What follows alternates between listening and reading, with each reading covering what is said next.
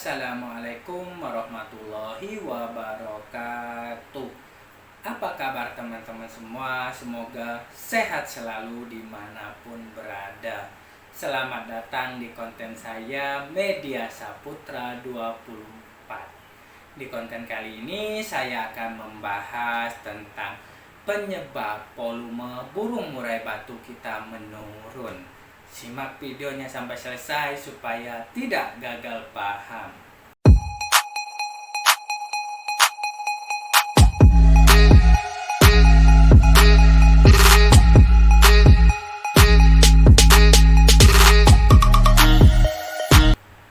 Oke teman-teman semua, kembali lagi ke pembahasan kita tentang volume burung murai batu ini menurun. Nah, di sini volume burung murai batu ini ada kadar-kadarnya teman-teman semua, ada maksimalnya, ada yang 10, ada yang 7, tergantung dengan burungnya masing-masing. Kita tidak bisa meningkatkan, kita juga tidak bisa menyamakan antara burung-burung murai batu lainnya, tetapi kita bisa memaksimalkannya. Nah, di sini supaya maksimal kita harus menjaga dari penyebab-penyebab ini teman-teman semua, karena sering terjadi volume burung murai batu ini menurun karena biasanya pemberian dari ekstra puding ataupun pakan dari kita dan rawatan kita sehari-hari. Makanya kita hindarin ini teman-teman semua. Yang pertama ini penjemuran. Penjemuran ini bisa mengakibatkan dia volumenya ini menurun. Kalau misalkan penjemurannya ini terlalu lama, misalkan kita jemur 4 jam ataupun 5 jam. Nah, di sini penjemurannya ini udah terlalu berlebihan teman-teman semua. Terlalu berlebihan, terlalu lama, ini akan mengakibatkan volumenya menurun karena pita suaranya saat dijemur itu kan dia kering ya teman-teman semua, dia kering, tubuhnya ini dia panas, dia kering. Nanti dia akan mengering pita suaranya, nanti volumenya ini akan menurun. Makanya hindari penjemuran terlalu lama, cukup antara 1,5 jam ataupun 2 jam ya maksimal. Kalau misalkan mau lama teman-teman semua bisa menggunakan jemur sauna. Jangan langsung kena matahari. Kalau misalkan 4 jam dia kena matahari, nah disitu yang merusak. Tetapi kalau misalkan jemur sauna aman teman-teman semua. Nah, yang pertama, yang kedua ini teman-teman semua, air minum. Nah, air minum ini berbeda-beda teman-teman semua. Kalau misalkan kita di daerah kota ini kan, kalau misalkan air dari keran ini banyak kaporitnya, banyak zat kimia dan sebagainya. Nah, di sini dia akan mengakibatkan volumenya menurun karena ada kimianya ini. Lebih baik teman-teman semua kalau misalkan di pusat-pusat kota ataupun dia tidak air murni dari alam, ini adalah dari keran, lebih baik kita menggunakan aqua ataupun air yang sudah dimasak supaya dia tidak ada kaporitnya. Tetapi kalau misalkan di daerah teman-teman semua itu kan masih asli, masih airnya bagus, itu tidak masalah.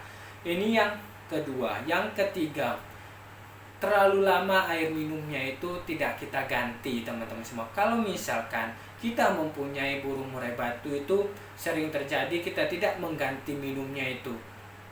Nah, di sini kita masih melihat oh dia masih bersih, tetapi kita harus perhatikan teman-teman semua. Perhatikan di daerah bawahnya itu biasanya ada yang mengendap kayak kotoran-kotoran itu, ada yang kalau misalkan dia habis makan pur, nanti dia minum, nanti furnya itu akan ada yang masuk ke dalam ini air minumnya. Nanti dia akan menjadi bakteri teman-teman semua, menjadi bakteri karena fur ini teman-teman semua ataupun ekstra puding kalau misalkan lebih dari sehari dia akan membusuk. Coba teman-teman semua, misalkan fur kita berikan air 1 hari, besoknya dia sudah basi. Makanya air minum ini harus kita ganti. Nah, ini yang keempat. Yang keempat ini kita pemberian krotonya ini jangan yang basah ataupun udah berbau, udah basi teman-teman semua, karena kroto ini ya teman-teman semua kalau misalkan udah terlalu lama dia akan berbau, dia akan basah ya, akan basah. Apalagi kalau misalkan kroto-kroto yang telur-telur yang gede-gede itu dia cepat teman-teman semua, dia cepat. Kalau misalkan dia sudah berbau jangan diberikan karena bahaya nanti untuk ininya ya, untuk untuk ini tenggorokannya teman-teman semua, ada lendir-lendir itu, nanti dia bukan untuk menyehatkan, tapi itu udah terkontaminasi dengan bakteri. Makanya kalau misalkan kita mempunyai kroto banyak ataupun habis nyogrok, kita taruh di dalam kulkas. Nah, kita berikan saat dia mau makan aja, kita berikan teman-teman semua. Kalau misalkan di secukupnya aja ya untuk kroto yang bisa dia makan.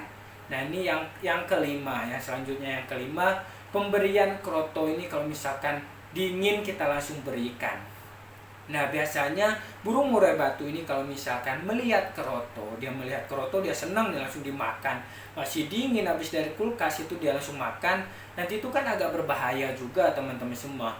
Agak berbahaya, contoh kalau misalkan kita aja teman-teman semua, kalau misalkan terlalu sering minum dingin ataupun langsung minum dingin dari panas-panas suhu, langsung minum dingin, kadang-kadang ada yang radang teman-teman semua. Nah, seperti itu. Apalagi kalau misalkan burung. Nah, di sini di burung itu ada pita suaranya. Nanti kalau misalkan dia kayak radang gitulah teman-teman semua, nanti dia akan berbahaya juga untuk pita suaranya. Makanya kalau misalkan pemberiannya jangan diberikan dingin. Habis itu kita ambil, kita taruh di dalam cepuknya buat kroto, kita angin-anginkan, dia sudah selesai, udah nggak terlalu dingin lagi, dia udah agak hangat ya teman-teman semua, itu baru kita berikan, nanti dia baru makan. Nah, ini yang kelima. Lanjutnya yang keenam. Yang keenam, pemberian kroto yang kotor. Nah, kroto yang kotor ini kalau misalkan kita beli ataupun nyogrok, kadang-kadang kan ada semutnya yang belum diambil, belum dibuang, ada ranting, ada banyak ya hewan-hewan yang dimakan dari semut itu.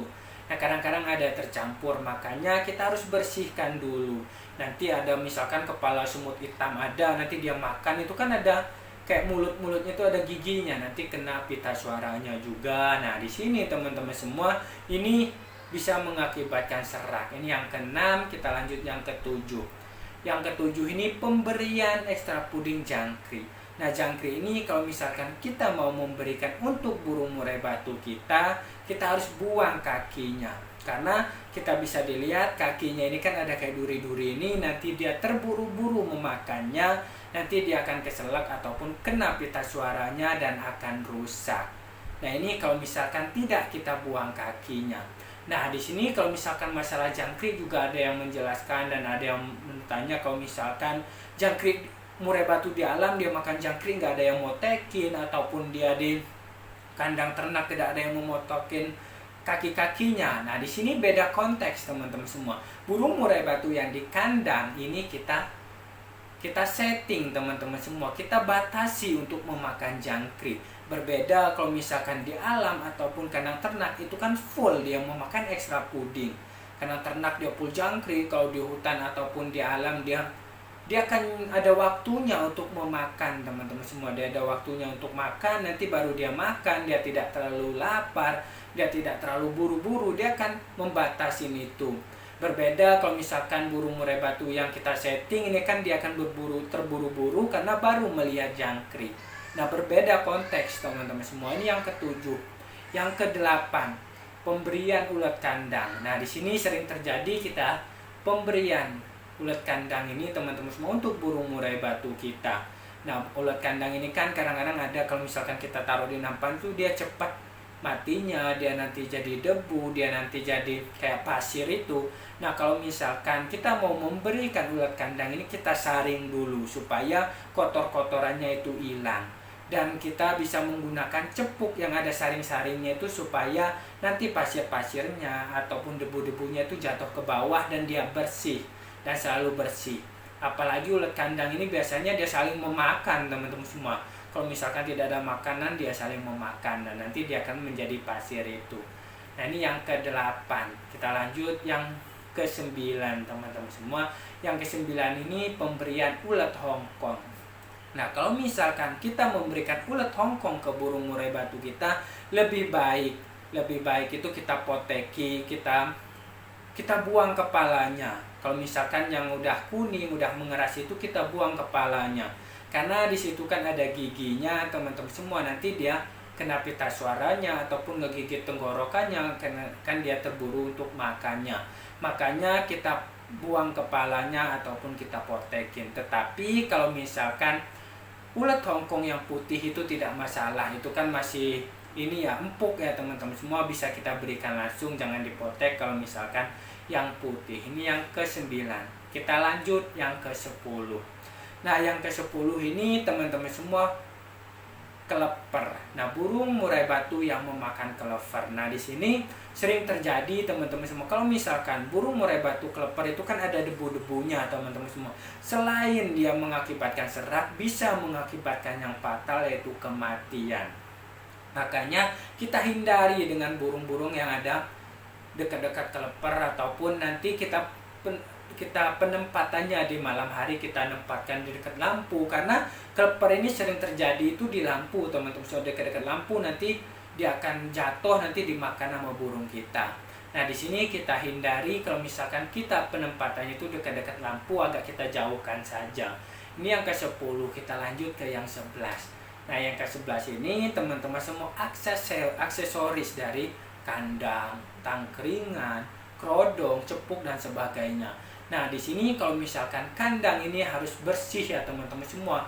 Kita bisa bersihkan setiap hari ataupun setiap sore, pagi, ataupun 2 hari sekali kita bersihkan teman-teman semua, karena di situ ada kotoran yang jatuh, terus ada kayak misalkan kaki jangkrik yang jatuh, ataupun ada habis dari makan dia ada yang jatuh. Nah, di situ akan mengakibatkan bakteri. Nanti kalau misalkan ada pembusukan teman-teman, bakteri nanti akan terhirup pada burung murai batu kita, nanti dia akan menjadi ini ya, serak teman-teman semua, kalau misalkan ada bakteri-bakteri yang mengundang dia ke sangkar. Kadang-kadang ada yang menumpuk ya di dekat di jeruji-jerujinya itu, ada yang menumpuk, nanti dia akan basah sedikit, nanti bakteri akan ke sana. Nah, selain itu kerodong. Nah, kerodong ini, nah teman-teman semua, sering terjadi. Kita habis beli kerodong itu udah setahun, 2 tahun kita tidak cuci. Nah, di sini sangat berbahaya juga teman-teman semua, karena kerodong ini bisa ada nempel-nempel debu, ataupun kita bawa ke lomba, ke gantangan, dia kena hujan, kena panas, ataupun debu di perjalanan, nanti di situ dia akan terhirup pada burung murai batu kita. Nah, kalau misalkan terhirup, dia nanti akan mengakibatkan serak teman-teman semua, karena ada debunya. Kalau bisa kerodong itu teman-teman semua, kita cuci itu 1 bulan sekali ataupun 2 minggu sekali itu kita cuci. Coba kalau misalkan kita rendam, pasti dia ada item-itemnya, karena ini dia ada debu-debunya teman-teman semua. Apalagi yang saya bilang tadi, kita sering lomba kemana-mana, jalan raya, nah itu ada debu-debunya, makanya kita cuci ya teman-teman semua kerodongnya. Nah, di sini teman-teman semua, ini adalah penyebab-penyebab menurunnya volume burung murai batu kita, karena kadang-kadang kita dari perawatan kita, kebersihan burung kita, ataupun kita tidak melihat teman-teman semua burung murai batu kita itu sehat atau tidaknya. Lebih baik kita menjaga teman-teman semua, jangan sampai nanti kena apasnya, nanti volumenya menurun. Nah, di sini juga ada yang bilang kalau jangkrik dan sebagainya tadi dia nggak harus dipotek dan sebagainya. Nah, di situ teman-teman semua, kita harus mengetahui kalau misalkan kita sudah kena apesnya, nanti berbahaya teman-teman semua. Lebih baik kita mencegah daripada kena apesnya. Kalau misalkan sudah kena apesnya, nanti kita menyesal teman-teman semua. Nah, di sini adalah penyebab-penyebab burung murai batu kita volumenya menurun. Nah, di sini volume burung murai batu ini memang tidak bisa kita tambah, tidak kita bisa tingkatkan, karena di sini dia udah mempunyai maksimal, misalkan maksimal di 5. Nah, itulah teman-teman semua, maksimalnya 5 ya 5, tidak akan bisa 6, 7 dan 8 sebagainya. Makanya kita harus menghindari yang tadi supaya dia tetap di 5. Jangan sampai volumenya 5 dia menurun ke 1. Kita harus memaksimalkan maksimal volumenya. Nah, oke teman-teman semua, mungkin itu aja pembahasan kita tentang penyebab burung murai batu ini volumenya menurun. Nah, di sini terima kasih banyak buat teman-teman semua yang udah menonton sampai selesai. Yang baru bergabung silahkan subscribe, like, share, dan komen di dalam kolom komentar jika ada yang mau ditanyakan. Jika ada yang mau ngasih saran, silahkan komen di dalam kolom komentar. Dan buat teman-teman semua, nanti saya akan cantumkan nomor WhatsApp saya. Jika ada yang mau ditanyakan, silahkan WhatsApp saya. Terima kasih banyak dan jangan lupa tonton video-video saya sebelumnya dan tunggu konten-konten saya selanjutnya. Nyalakan tombol notifikasinya. Terima kasih banyak. Salam sukses semua. Salam kicau mania. Wassalamualaikum warahmatullahi wabarakatuh.